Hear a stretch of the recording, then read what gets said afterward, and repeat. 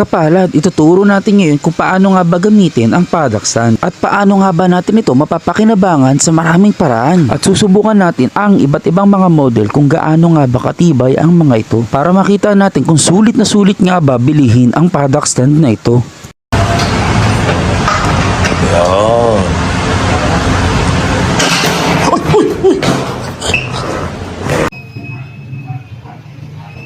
Yan, so stable siya. Yung medyo mas ano pa, bounce mo pa. Ayan. Okay na. So kitang kita nyo talagang nilalaspag pero good na good pa rin. Ayan. Ito hindi talaga to ganito.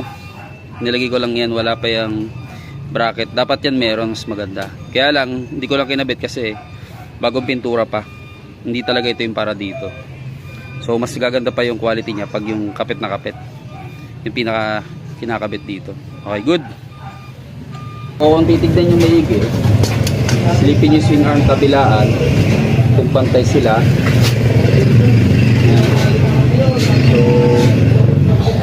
So adjust ka dito sa kabila.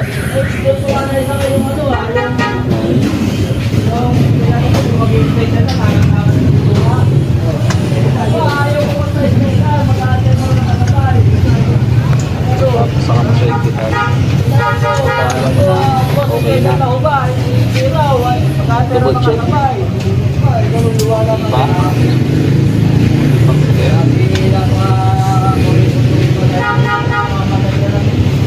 Ulit.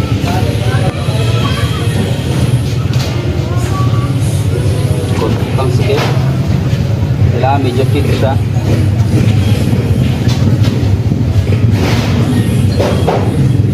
So okay na. Saka natin siya ngayon ikitan.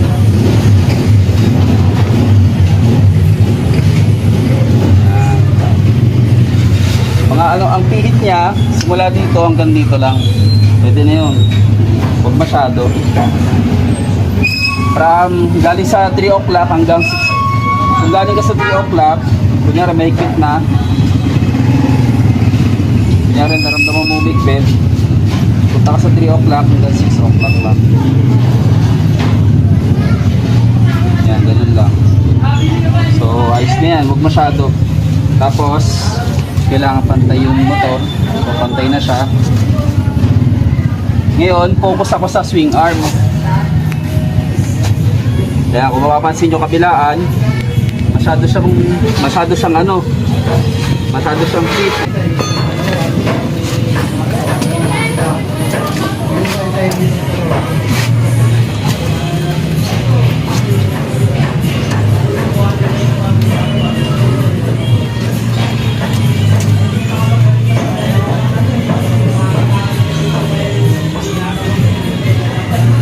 So okay na.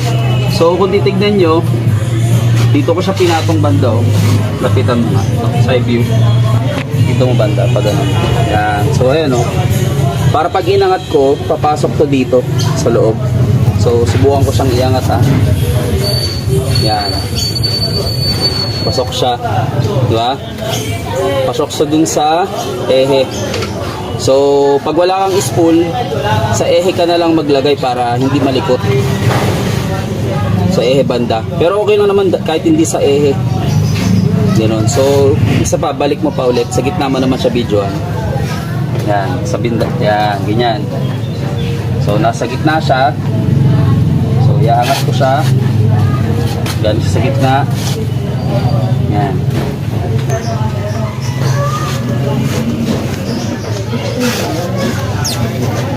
Pinakagandaan kapag doon ka naglagay sa perma. Diyan ka lang ba? Yan. So, pasok siya. Diba? Pwede rin naman yan dito ka banda. Basta yung alam mo medyo mag-stable. Mas maganda kasi pag naka-spool ka eh. Pero dahil walang choice, okay lang naman din. Matibay pa rin naman yan. Meron pa rin kaming demo niyan na tinatalunan namin. Kahit na wala pa siyang ganito. Kasi dinimo lang namin. Ito pala, yan, may takip yan.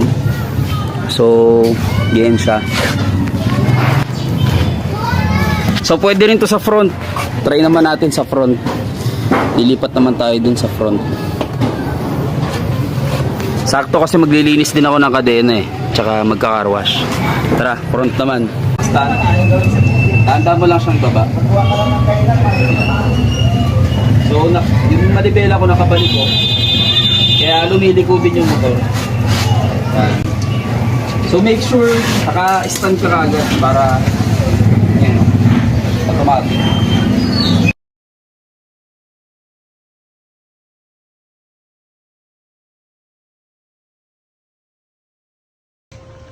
Yan, so pwede nyo ditong tapakan.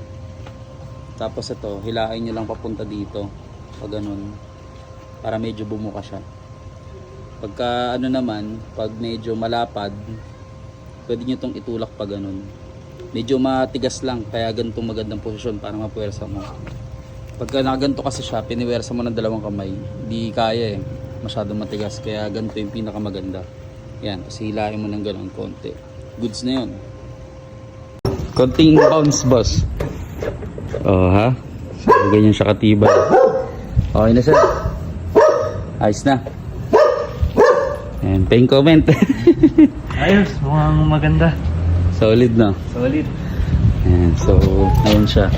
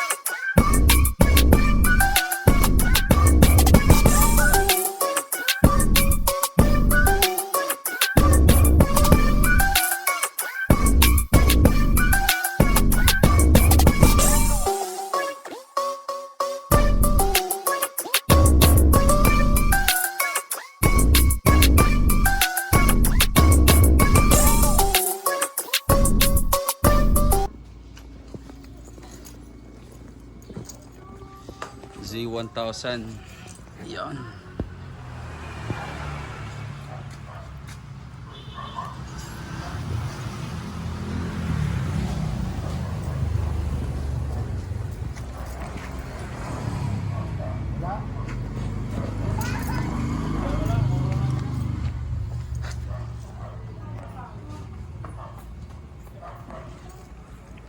Kuha mo kaya dyan sa amin.